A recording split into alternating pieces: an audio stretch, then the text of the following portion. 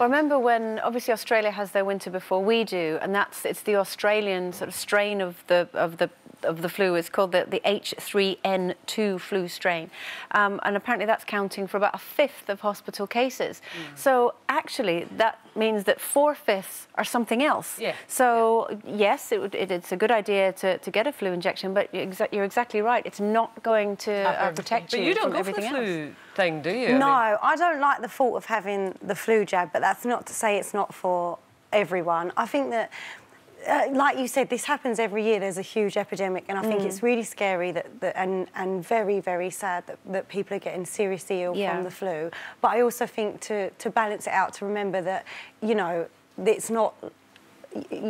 not everybody that gets the flu is going to get seriously ill, and there's thousands of different strains of the flu. And, you know, if your immune system's weak or you're elderly or you're younger, then definitely consider taking preventative action. But otherwise, try not to stress out and worry about it too much, because worrying will make you more ill than getting the flu.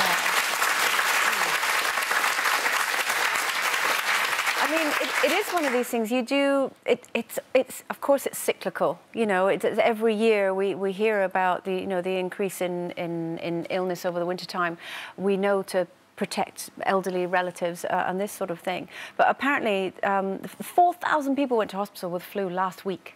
The numbers are up 4 times compared to last year. Do you think we are seeing a particularly bad epidemic, if you like to use that word? But also we travel so much more. There are other things. The NHS is under a lot of pressure generally. You know, is it at creaking point, and this extra little amount of people is what really causes this traumatic? There's so many factors in it. But I will say, just going back to the flu jab, my mum had the flu jab.